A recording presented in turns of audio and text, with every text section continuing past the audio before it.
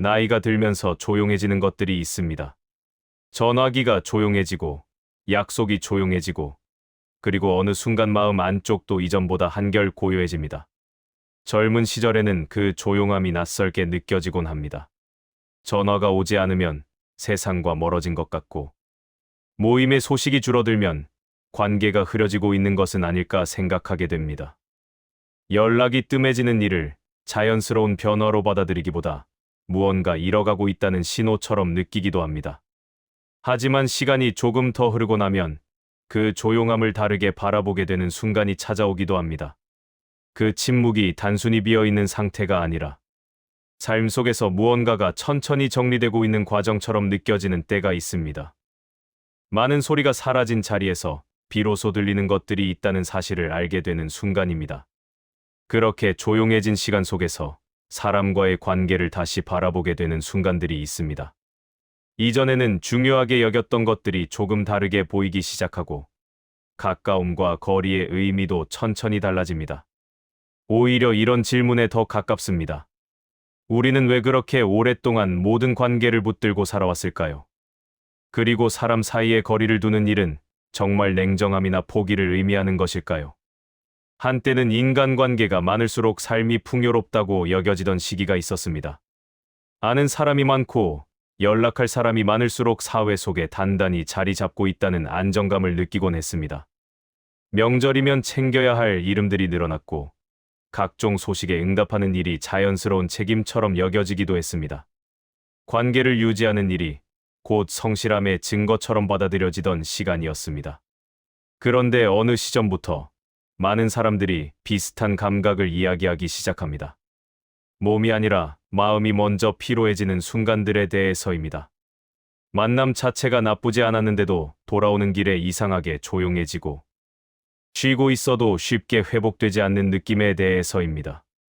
그 피로가 사람 때문이라기보다 관계를 계속 이어가기 위해 들여야 했던 보이지 않는 에너지 때문이었다는 것을 뒤늦게 깨닫게 되는 경우도 있습니다. 어쩌면 나이가 들며 찾아오는 변화 중 하나는 사람의 수가 줄어드는 일이 아니라 관계를 바라보는 방식이 달라지는 일인지도 모릅니다. 당신에게도 그런 변화가 느껴진 적이 있었습니까? 이전과 같은 관계인데도 마음의 거리가 조금 다르게 느껴졌던 순간 말입니다. 생각해보면 우리는 어릴 때부터 관계를 유지하는 방법은 배웠지만 관계 속에서 쉬는 방법은 배운 적이 없습니다. 참아야 한다고 배웠습니다. 이해해야 한다고 배웠습니다. 먼저 연락해야 한다고 배웠고 서운함은 드러내지 않는 것이 어른스러운 태도라고 여겼습니다. 그 모든 가르침은 결국 한 방향을 향하고 있었습니다. 관계를 놓치지 말 것, 사람을 잃지 말 것. 관계가 멀어지는 일은 실패에 가깝다는 믿음이었습니다. 그래서 많은 사람들은 오랫동안 불편한 자리에서도 웃는 법을 익혔습니다. 마음이 상하는 말을 들어도 쉽게 표현하지 않았고 연락하고 싶지 않은 날에도 안부를 먼저 묻는 일이 자연스러운 책임처럼 여겨졌습니다. 그것이 옳은 일이라 믿었고 그렇게 살아가는 것이 성숙한 삶이라고 생각했습니다. 그러나 시간이 흐르면서 말로 설명하기 어려운 피로가 조금씩 쌓이기 시작합니다. 특별히 큰 일이 있었던 것도 아닌데 마음이 무거워지고 누군가를 만나고 돌아온 뒤 오히려 더 조용해지고 싶어지는 순간들이 찾아옵니다. 그때 비로소 깨닫게 됩니다. 오랫동안 감당해온 무게가 생각보다 컸다는 것을. 그리고 그 무게를 누구에게도 말하지 않은 채 혼자 들고 걸어왔다는 사실을. 사람과의 거리를 조절한다는 말을 들으면 많은 이들이 먼저 차가움을 떠올립니다. 냉정함, 무관심, 혹은 관계를 포기하는 태도처럼 느껴지기도 합니다. 그래서 우리는 오랫동안 그 선택을 망설였습니다. 거리를 둔다는 것이 누군가를 밀어내는 일처럼 느껴졌기 때문입니다. 하지만 시간이 지나며 조금 다른 의미가 보이기 시작합니다.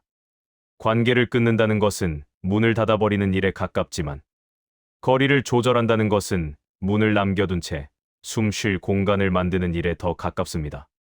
가까움이 언제나 좋은 것은 아닙니다. 너무 가까워 서로를 상하게 하는 관계도 있고 지나치게 자주 만나면서 서로를 소모시키는 관계도 있습니다. 그 차이를 젊은 시절에는 쉽게 알아차리지 못합니다. 가까울수록 좋은 관계라고 믿었기 때문입니다. 하지만 시간이 흐르면 편안함을 느끼게 하는 거리가 사람마다 다르다는 사실을 조금씩 이해하게 됩니다. 지금 곁에 있는 사람들과의 거리는 어떠합니까? 그 거리가 당신에게 숨 쉬기 편안한 거리인지 잠시 조용히 떠올려 보게 됩니다. 인간관계에서 에너지를 지킨다는 것은 이기적인 태도가 아닙니다. 오히려 자신을 솔직하게 이해하려는 방식에 가깝습니다. 지친 상태로 누군가를 만나는 일은 진짜 마음이 아닌 겉모습을 내보이는 일일지도 모릅니다. 억지로 웃는 얼굴은 예의처럼 보일 수 있지만 어쩌면 서로에게 정직하지 않은 순간일 수도 있습니다.